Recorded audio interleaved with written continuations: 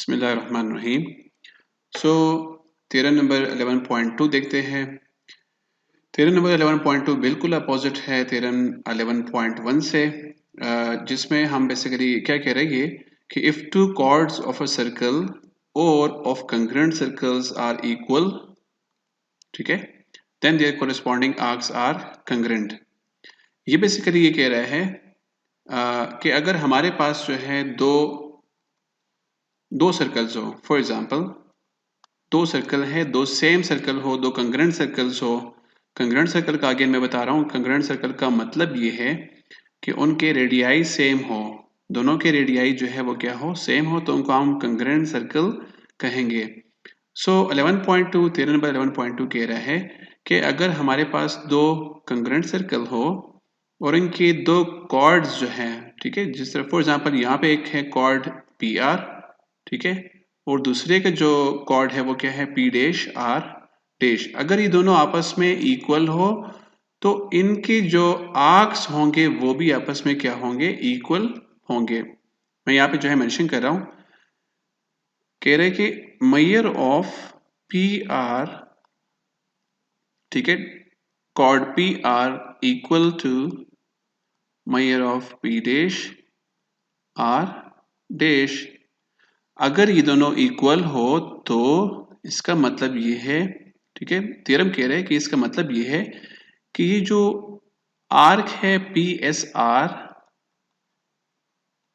ठीक है, ये जो आर्क है पी एस आर ये इक्वल होना चाहिए किस चीज के, P dash S dash R dash R के, ठीक है।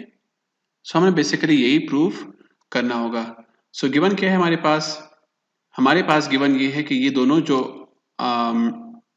कॉर्ड्स है ये आपस में इक्वल है, यानी measure of distance P R या chord P R is equal to measure of P dash R dash. हमने प्रूफ क्या करना है कि ये जो दो आर्क्स है ये दोनों आपस में क्या है, इक्वल है। So measure of arc P S R is equal to measure of arc P dash S dash R dash.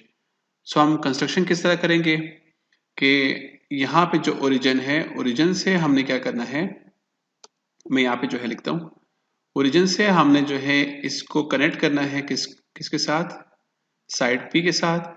इसी तरह यहाँ पे जो ओरिजिन है उस ओरिजिन ओ डैश से जो है हमने इसको कनेक्ट करना है कहाँ पे, पी डैश के साथ।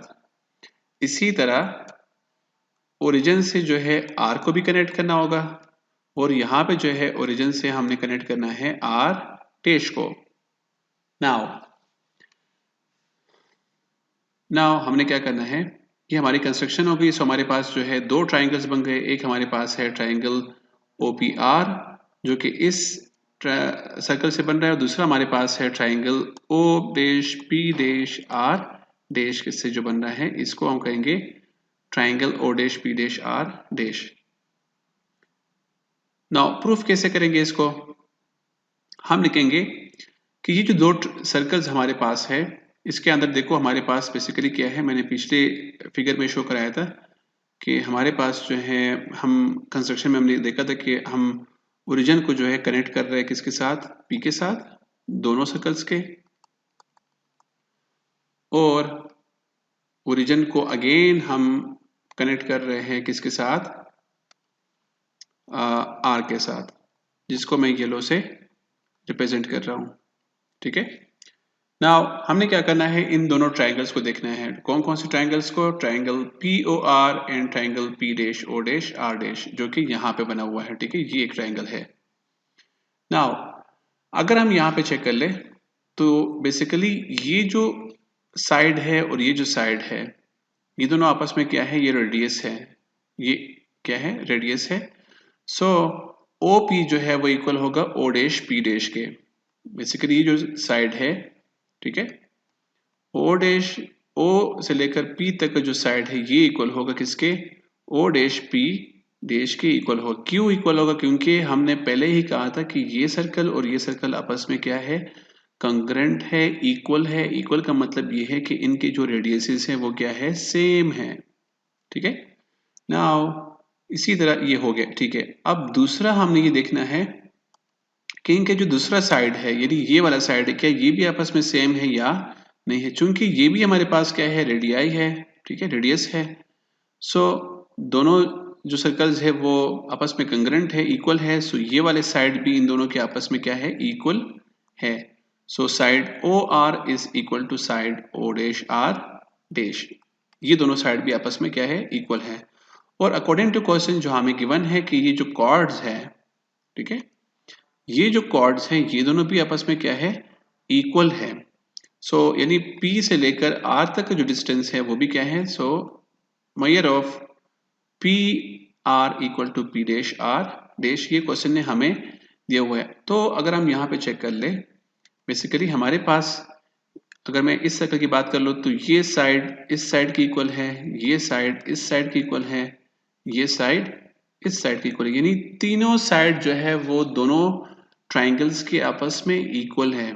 सो अगेन एक पोस्टुलेट है जिसमें ये कहा जाता है कि अगर फॉर एग्जांपल दो ट्राइंगल्स हो, ठीक है, उनके कोरिस्पॉन्डिंग या तीनों साइड जो है वो आपस में क्या हो, इक्वल हो, ठीक है, उनकी तीनों साइड अगर आपस में क्या हो, इक्वल हो, सो वो दोनों ट्राइंगल्स जो है आपस में क्या होंगे, इक्वल होंगे, ठीक है। सो हमने भी यहाँ पे कहा कि therefore triangle O P R जो है वो इक्वल है किसी के triangle O dash P dash R dash के, ठीक है। कौन सा पोस्टुलेट यूज किया हुआ है, साइड साइड साइड का, मतलब तीनों साइड जो है वो आपस में दोनों ट्राइंगल्स के इक्वल है।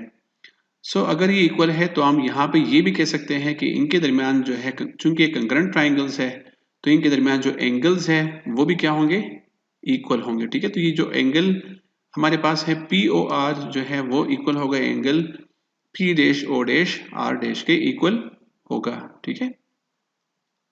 सो अगर दोनों ट्राइंगल्स के